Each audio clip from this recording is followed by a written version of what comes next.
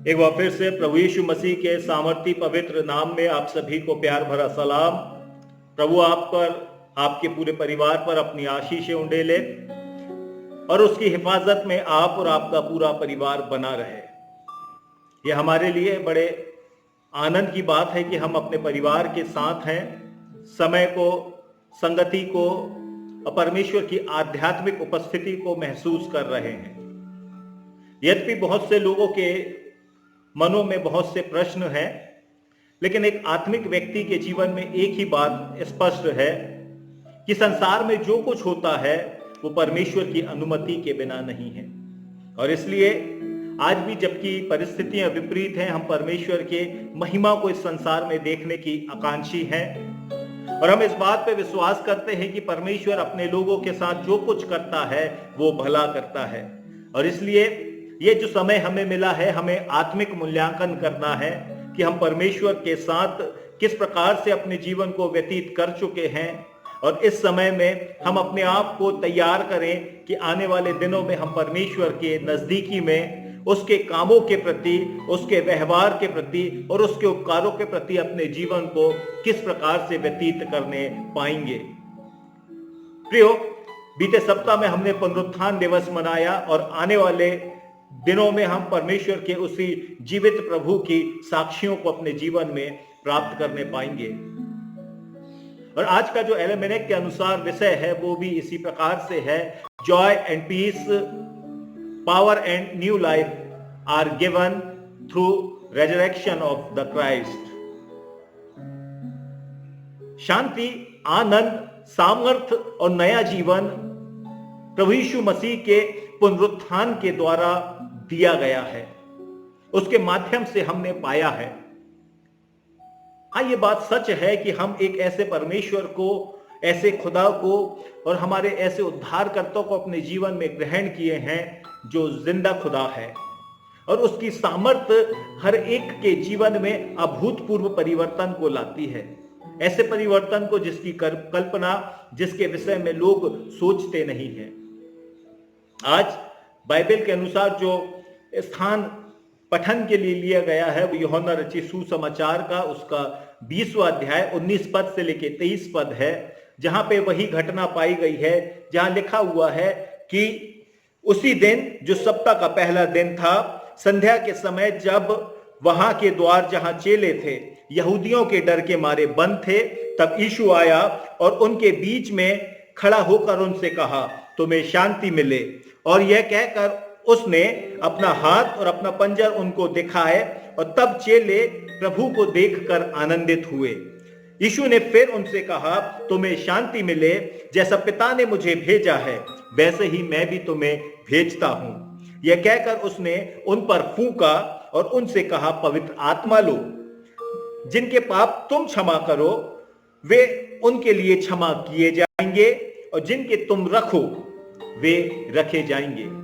ये प्रभु यीशु मसीह का वचन है और इस पूरे वचन में आप एक प्रभु यीशु मसीह के जीवते प्रमाण को देखते हैं और साथ ही साथ उन शिष्यों को जो प्रभु यीशु मसीह के चुने हुए हैं, प्रभु यीशु मसीह के साथ समय को व्यतीत किए हुए हैं, प्रभु के बड़े बड़े सामर्थी कामों को देखे हुए हैं और उन घटनाओं को भी देखे हैं जहां पे उनका जीवन विचलित है, डरा हुआ है और एक घर के अंदर वो अपने आप को सीमित करे हुए हैं। और यहां से जीवित परमेश्वर का एक बड़ा अभूतपूर्व परिवर्तन हम उनके जीवन में देखते हैं जब प्रभु यीशु मसीह उनके बीच में आ जाता है। प्रियो, आज इसी वचन से हम कुछ बातों को देखना और सीखना चाहेंगे जो आपके और मेरे आत्मिक जीवन के लिए भी उदाहरण है, लाभदायक है। ये जो चेले हैं, इनके जीवन में परमेश्वर का पहला परिवर्तन जो आया है, जब लोगों ने इन्हें छोड़ दिया, लोग इन्हें पकड़ना चाहते हैं, लोग इन्हें तिरस्कृत करना चाहते हैं, लोग इनके खिलाफ हैं, एक अलगाव का जीवन इनका है। इस अलगाव के जीवन से परमेश्वर ने इन्हें मेल के जीवन में, मेल मिलाप के जीवन में प्रवेश करा दिया है, क्योंकि इनके बीच में प्रभु यीशु मसीह उपस्थित है जो जिंदा खुदा है। ये अभी तक डर के मारे लोगों से अपने आप को अलग करके एक घर में हैं, लेकिन यहां से जब वो बाहर निकलते हैं, परमेश्वर का वचन 2 कुरिन्थियों उसका 5वां अध्याय और 19 पद में इस बात को कहता है, परमेश्वर ने मसीह यीशु में होकर अपने साथ संसार का मेल मिलाप कर लिया और उनके अपराधों का दोष उन पर से अलग कर दिया है। ये अलगाव की जिंदगी से अलग करके परमेश्वर ने उन्हें मेल मिलाप का जीवन दिया। और जब आप आगे इसी 2 कुरिन्थियों के 5वें अध्याय को पढ़ेंगे तो लिखा है, और परमेश्वर ने मेल मिलाप की सेवा भी उन्हें सौंप दी। और प्रियो, ये जो चेले हैं जो अपने आप को लोगों से अलग किए थे, यही बाहर निकल के लोगों के साथ मेल मिलाप करते हैं, प्रेम का संदेश देते हैं और परमेश्वर के बड़े कामों को पूरा करते हैं, क्योंकि ये परिवर्तन एक जिंदा खुदा प्रदान कर सकता है। दूसरी बात, ये अपने दंड के कारण, अपने पाप के उस बोझ के कारण बोझिल है, चिंतित है, डरे हुए हैं, क्योंकि इनकी वो गलतियां उन्हें स्मरण आती है जो उनने अपने गुरु के खिलाफ की हैं। इन्हें वो गलतियां स्मरण आती हैं जो उसने रोमियो संप्रदाय के खिलाफ, यहूदी परंपरा के खिलाफ की हैं, और ये अपने उन्हीं पाप के कारण उसमें बोझिल में दबे हुए हैं। लेकिन प्रियो, हमारा खुदा जब उनके बीच में उपस्थित होता है, जिंदा प्रभु यीशु मसीह जब उनके बीच में होता है, वो क्षमा के उस आशीष को प्राप्त करते हैं, स्वतंत्रता को प्राप्त करते हैं। और न केवल वो प्राप्त करते हैं, लेकिन वो क्षमा का संदेश, वो स्वतंत्रता का संदेश वो औरों तक भी पहुंचाते हैं। परमेश्वर का वचन रोमियो की किताब उसका 6वां अध्याय और इस पत्री की 23वीं पद में लिखा हुआ है, मैं तुमसे सच सच कहता हूं कि जो मेरा वचन सुनकर मेरे भेजने वाले की प्रतीति करता है, अनंत जीवन उसका है और उस पर दंड की आज्ञा नहीं, परंतु वह मृत्यु में से पार होकर जीवन में प्रवेश कर चुका है। हमारा विषय यही है कि प्रभु यीशु मसीह का पुनरुत्थान हमें नया जीवन देता है। ये लोग जो पाप के बोझिल में, दंड के उस शाप में अपने आप को सीमित किए हुए हैं, लेकिन प्रभु यीशु मसीह जब उपस्थित होता है, इन्हें उस बोझ से स्वतंत्र करता है। तीसरी बात जो इनके जीवन से और इस स्थान से हम आज के इस घटना से सीखते हैं, क्योंकि हमारा प्रभु जिंदा प्रभु है, हमारा पिता जीवित पिता है, हमारा परमेश्वर जीवित परमेश्वर है, वो इन शारीरिक व्यक्तियों को जो संसार की बातों पे, शरीर की चिंता करते हो, शारीरिक दशा पे अपने मन को लगाए हुए हैं, इन्हें आत्मिक स्तर की ऊंचाइयों पे पहुंचा देता है। ये अपने शरीर के घात किए हुए, अपने शरीर के नाश होने के लिए घबरा रहे हैं।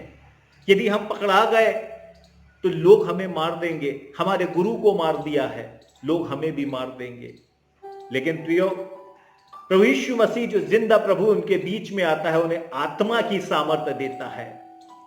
अब इन्हें शरीर की चिंता नहीं है, और जब ये इस स्थान से बाहर निकलते हैं, शारीरिक व्यक्तित्व उनका नहीं है, लेकिन आत्मिक व्यक्तित्व है, और इस आत्मिक व्यक्तित्व में ये बाहर निकलते हैं और परमेश्वर के शुभ संदेश को, परमेश्वर की सामर्थ के वचन को लोगों तक पहुंचाते हैं। क्योंकि परमेश्वर का वचन रोमियो की पत्री उसका 8वां अध्याय और 6वीं पद में इस बात को बताता है, शरीर पर मन लगाना मृत्यु है, पर आत्मा पर मन लगाना जीवन और शांति है।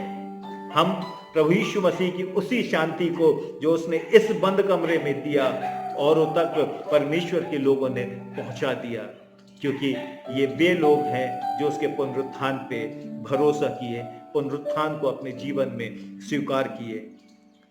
और इसके साथ साथ इनको इनके स्वार्थ से, क्योंकि ये अब अपने तक सीमित हो गए हैं, जितना इन्होंने सामर्थ को प्राप्त किया जो प्रभु यीशु मसीह ने, आप लूका रचित सुसमाचार के 9वें अध्याय में पढ़ेंगे, मत्ती उसके 10वें अध्याय में पढ़ेंगे, जो आत्मा की सामर्थ प्रभु यीशु मसीह ने इन शिष्यों को दी थी, उन 70 लोगों को दी थी, उन तमाम 120 लोगों को दी थी जो इस घर के अंदर हैं। ये सब लोग प्रभु के उस सामर्थी कामों के प्रत्यक्ष गवाह हैं। इन्होंने प्रभु के अद्भुत कामों को देखा है, लेकिन अब ये स्वार्थी हो गए हैं, सीमित हो गए हैं और अपने तक उसे सीमित रखना चाहते हैं। हमने जितना प्रभु पे पा लिया अब बहुत है, अब इससे आगे हमारे लिए और कुछ नहीं है। हम अपने तक इसे सीमित रखें, अपनी प्रार्थनाओं में समय को व्यतीत करें, अपने जीवन को सीमित करें, अपने परिवार को सीमित करें। लेकिन जब प्रभु, जो जीवित प्रभु है, इनके बीच में आ गया, इनकी स्वार्थीपन अलग हो गया और प्रेमी जीवन को इन्होंने प्राप्त कर लिया। प्रेमी हृदय को इन्होंने अपने हृदय में धारण कर लिया और उन्होंने इस बात का संदेश दिया, जो कुछ उन्होंने सेतमेत पाया है उसे सेतमेत औरों को सौंप दे। और इसलिए परमेश्वर का वचन में लिखा हुआ है, हम जानते हैं कि हम मृत्यु में से पार होकर जीवन में पहुंचे हैं, क्योंकि हम भाइयों से प्रेम रखते हैं, और जो प्रेम नहीं रखता वो मृत्यु की दशा में है। और इसलिए इनने अपने स्वार्थ को त्याग दिया और उन लोगों से जो आज प्रभु के जीवित गवाही को नहीं देखे हैं, आज जो जिंदा खुदा को नहीं पहचानते हैं, उनके जीवन के सामने अपने प्रेमी हृदय को प्रकट करते हैं। प्रियो, क्योंकि उनका परमेश्वर जीवित प्रभु यीशु मसीह उनके बीच में है। आज आप ही अपने घरों में हैं, इस बात का अवलोकन करें, क्या आपके बीच में, आपके परिवार में, आपके घर में जिंदा प्रभु यीशु मसीह है? प्रभु यीशु मसीह का अनुभव है? प्रभु यीशु मसीह का उपस्थिति है? प्रभु यीशु मसीह का सामर्थी वचन है? यदि है तो जब आप इस घर से बाहर निकलो, जब इस लॉकडाउन से बाहर निकलें, तो आप इस बात को देखें कि आपका आत्मिक जीवन परिवर्तित हो, अभूतपूर्व परिवर्तन आपके जीवन में हो। क्योंकि जब आपका अवलोकन हो जाएगा, प्रभु की सामर्थ आपके जीवन में काम करने लगेगी, और फिर किसी भी प्रकार का अलगाव, किसी भी प्रकार के पाप के दंड का बोझ, किसी भी प्रकार की शारीरिक दशाएं, किसी भी प्रकार का स्वार्थ आपके जीवन में नहीं रहेगा। लेकिन इसके बाद आप एक आत्मिक दृष्टिकोण से, आत्मिक जीवन से प्रभु के गवाह होंगे, और उन भाइयों से जो प्रभु को नहीं जानते, प्रेम का संदेश पहुंचाने पाएंगे। क्योंकि अब परमेश्वर का आना निकट है, प्रभु यीशु मसीह का समय निकट है, परमेश्वर के राज्य का स्थापित होना निकट है। और एक आत्मिक व्यक्ति होने के नाते आपको इस बात की चुनाव करना होगा कि आप परमेश्वर के उस आत्मिक राज्य में, परमेश्वर के उस महिमा में अपने आप को देखना चाहेंगे, कि संसार में कष्टों में और संसार की अभिलाषाओं में अपने जीवन को व्यतीत करना चाहेंगे।